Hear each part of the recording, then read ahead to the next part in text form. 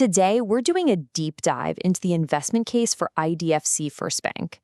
And, to really get what this bank is about, you have to look way past the surface level numbers. So we're going to go under the hood and see what's really driving this thing. So here's the core idea in a nutshell. The bank's headline profits, they look kind of low right now. And yeah, that's spooking some people. But that number is, well, it's misleading. The real story is in its pre-provision operating profit, what analysts call PPOP. Think of it as the raw, pure profit the bank makes from its day-to-day business before it sets aside money for potential loan losses. And that engine, it is absolutely firing on all cylinders. All right, here's our game plan. First, we'll look at how the bank literally rebuilt itself from the ground up. Then, we'll scope out the competitive battlefield it's fighting on today. After that, we'll get into the tug of war, the bull versus the bear case. And finally, we'll map out the path the bank needs to take to unlock its full potential. Okay, first up, the bank's strategic rebirth. This was no accident. It was a massive, deliberate, 6-year mission to transform from a pretty risky infrastructure lender into a modern, stable retail bank. This whole journey really had 3 huge milestones. It all kicked off in 2018 with the merger that brought in critical expertise in lending to everyday people and small businesses. Then, for the next 6 years, they completely changed where their money comes from. And just recently, a reverse merger simplified the whole corporate structure, making it one clean, streamlined company. And this shift was fundamental. The old bank, it was like a race car running on super expensive, volatile fuel. I'm talking about high-cost wholesale friends for big, risky infrastructure loans. The new bank is more like a modern EV. It's powered by a super stable, low-cost energy source, millions of individual retail deposits, and it's built for a long, reliable journey. If there's one number that just tells the whole story, it's this one: an 18.4 times increase in retail deposits since that merger. That isn't just growth, that's a full-blown revolution.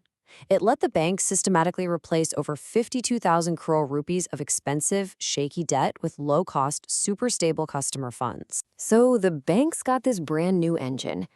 But how does it actually perform out on the road? A bank doesn't operate in a vacuum. To really understand IDFC FIRST, we have to look at the new battleground for all of Indian banking. Today's banking world is defined by a few key realities. The fight for cheap deposits is just ferocious. Being great at digital isn't a nice-to-have, it's non-negotiable. And winning, it means becoming a customer's primary bank, not just another app they forget about. And all of this is happening while regulators are watching more closely than ever before. So the real question is IDFC FIRST actually built to compete and win in this environment? Well, let's take a look at the bull case. This is where we see how the bank's massive transformation really set it up for today's challenges. We're popping the hood to get a good look at the engine that's supposed to drive its future. For 6 straight quarters, something really cool has been happening. Revenue growth has been way faster than expense growth. Analysts have a name for this. They call it positive jaws. And it's basically the clearest signal you can get that the bank's heavy investment phase is starting to pay off big time. It's getting more and more profitable with every new customer it brings on. And a huge driver of that efficiency is their digital game. I mean, their mobile app was ranked #1 in India by Forrester. And believe me, this isn't just a vanity metric. It's a strategic weapon. Think about it. Customer service calls dropped by 24%, even while their customer base was exploding. That means lower costs and happier, stickier customers. That's the dream. And it all comes back to the funding, their fuel source. Nearly 80% of the bank's deposits now come from millions of individual retail customers. This isn't just a number. It's a fortress. It gives them a stable, low-cost source of funds that is incredibly difficult and expensive for any competitor to try and build from scratch. Of course, a great plan is only as good as the team that's executing it. And this management team, they have a 90% score for delivering on what they promise. That's a powerful track record. It's a real data-backed reason to actually believe them when they talk about what's coming next. And finally, the bedrock of it all, the loan book itself. The bank's core portfolio has shown just superior asset quality for over 15 years. The data shows its delinquency rates are consistently lower than the industry average. So what's the secret sauce?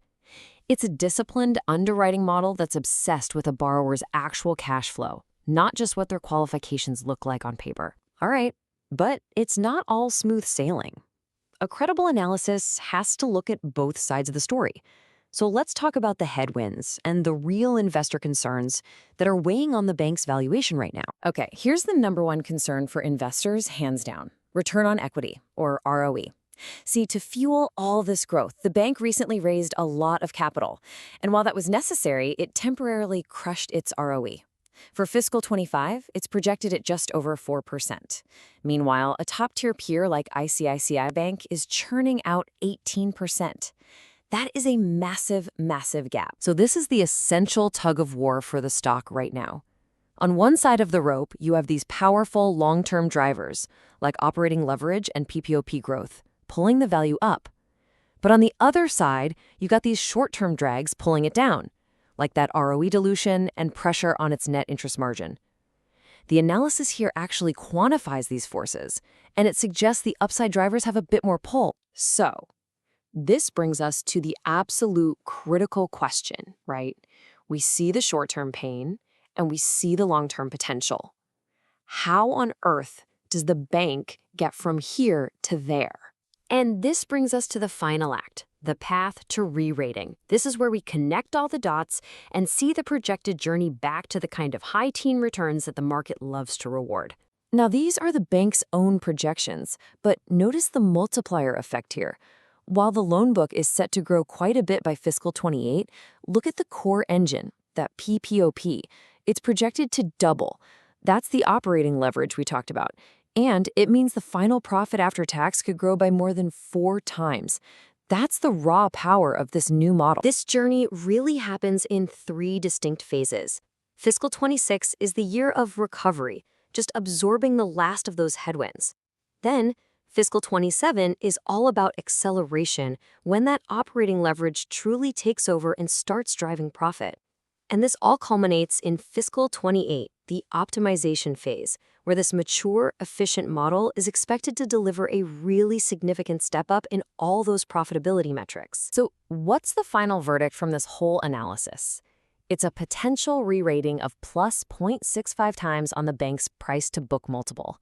In simple terms, the analysis concludes that the long-term strengths, the de-risked business, the growing profitability, are likely to win out over the short-term worries. So we end up right back where we started.